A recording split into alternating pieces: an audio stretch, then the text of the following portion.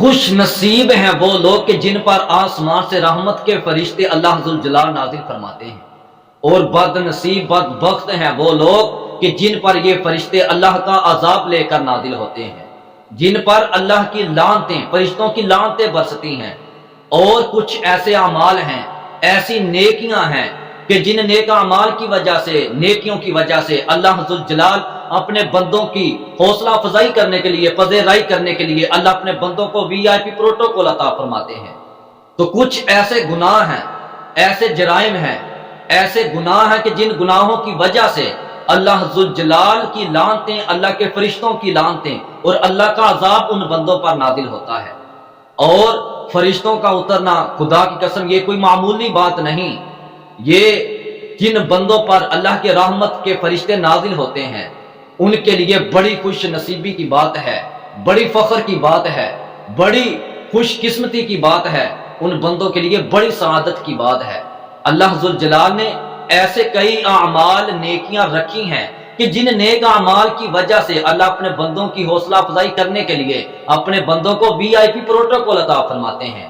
کہ کبھی ان بندوں کے لیے آسمان سے فرشتے رحمت بن کر نازل ہوتے ہیں، کبھی ان کی مدد کرنے کے لیے فرشتے نازل ہوتے ہیں، کبھی ان کی نگرانی کرنے کے لیے فرشتے نازل ہوتے ہیں، کبھی ان کے لیے دعائیں کرنے کے لیے فرشتے نازل ہوتے ہیں، اور کبھی ان پر اللہ کی رحمتیں برسانے کے لیے فرشتے نازل ہوتے ہیں۔ اور میرے نزدیک تقریباً کم و بیش 25 اعمال، نیکیاں ایسی ہیں کہ جن نیکیوں کی وجہ سے، اعمال کی وجہ سے اللہ کے فرشتے ان بندوں پر رحمتیں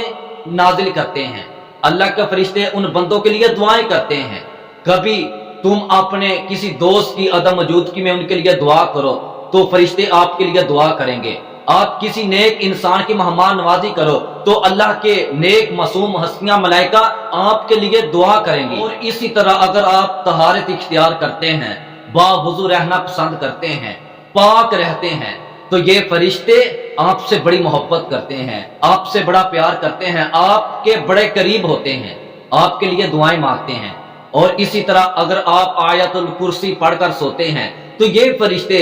اللہ ذوالجلال ان فرشتوں کو آپ کی نگرانی کے لیے مقرر فرما دیتے ہیں کہ ساری رات یہ فرشتہ اللہ ایک آپ کے لیے مقرر کر دیتے ہیں کہ جو ساری رات آپ کی نگرانی کرتا ہے، شیطان تم پر حملہ نہیں کر سکتا۔ اور پھر اسی طرح آپ اگر کسی اپنے پیارے بھائی مسلمان کی عیادت، تیمارداری کے لیے جاتے ہیں تو تب بھی یہ فرشتے آپ کے لیے دعائیں کرتے ہیں۔ پھر اسی طرح ایک وہ لوگ ہیں کہ جو قرآن کے قاری، قرآن کے حافظ، قرآن پاک کو پڑھنے والے، دین اسلام کا علم حاصل کرنے والے اور دین اسلام کی تعلیم دینے والے، یہ وہ لوگ ہیں کہ جن پر اللہ کی طرف سے رحمتیں نازل ہوتی ہیں، ان پر سکینت نازل ہوتی ہے، ان کو اللہ ذوالجلال کی رحمت ڈھانپ لیتی ہے، اور ان کے لیے آسمان سے فرشتے اترتے ہیں، ان کے لیے دعائیں کرتے ہیں۔ اور اللہ ذوالجلال ایسے لوگوں کا اپنے پاس جو موجود ملائکہ ہیں، پاک نیک ہستیاں ہیں، ان کی موجودگی میں اللہ ذوالجلال اپنے ان بندوں کا ذکر فرماتے ہیں، ان بندوں کو یاد کرتے ہیں۔ اللہ کے نبی صلی اللہ علیہ وسلم نے فرمایا کہ جب کوئی آدمی اللہ کے گھروں میں کسی گھر میں بیٹھ کر قرآن پڑھتا ہے یا پڑھاتا ہے تو اس پر اللہ کی رحمت نازل ہوتی ہے، اللہ کی رحمت اس کو ڈھانپ لیتی ہے، اللہ کے فرشتے اترتے ہیں رحمت بن کر، ان کو گھیر لیتے ہیں۔ اور یہ بڑی خوش نصیبی کی بات ہے، خدا کی قسم، کہ جن کی تلاوت سننے کے لیے فرشتے آسمان سے اترتے ہیں، اور وہ فرشتے ان لوگوں کی تلاوت سن کر بڑا فخر محسوس کرتے ہیں۔ اسی طرح مجھے ایک حدیث یاد آ گئی، صحیح البخاری میں غالباً 5018 نمبر حدیث ہے کہ رسول اللہ صلی اللہ علیہ وآلہ وسلم کا پیارا صحابی اسید بن حضیر کیا بیان کرتے ہیں۔ خدا کی قسم، قرآن کے قاری، حافظ، قرآن پڑھنے والے، پڑھانے والے بڑے خوش نصیب ہیں۔ اسید بن حضیر بیان کرتے ہیں کہ ایک دن میں رات کو سورہ البقرہ کی تلاوت کر رہا تھا تو قریب ہی، پاس ہی میری سواری گھوڑا باندھا ہوا تھا، تو میں جب قرآن پاک کی تلاوت کرتا تھا تو گھوڑا بدکتا، اچھلتا، کودتا، تو اسی طرح جب میں اپنی تلاوت کو بند کر دیتا، روک دیتا، تو گھوڑا بھی رک جاتا، پھر میں اپنی تلاوت کو جاری کرتا ہوں، گھوڑا پھر بتکنے لگا، کودنے لگا، اچھلنے لگا۔ اسی طرح میں اپنی تلاوت کو بند کر دیتا ہوں، اور گھوڑا بھی حرکت کرنا بند ہو جاتا ہے، رک جاتا ہے، تو پھر میں تلاوت جاری کرتا ہوں تو قریب ہی میرے بیٹے یایا جو گھوڑے کے بالکل قریب تھے، تو میں اپنی تلاوت کو رو کر اٹھا اس ڈر سے کہ کہیں میرے بیٹے یایا کو یہ گھوڑا کچل نہ دے، کہیں میرے بیٹے یایا کو کوئی تکلیف چوٹ نہ پہنچے۔ تو میں جب اٹھا اپنے بیٹے کو اس گھوڑے کے قریب سے دور ہٹا دیا، تو جب میں آسمان کی طرف نظریں اٹھاتا ہوں تو کیا دیکھتا ہوں کہ آسمان میں ایک چھتری ہے جس میں روشن چراغ ہیں۔ یہ بڑا خوبصورت منظر جب میں دیکھتا ہوں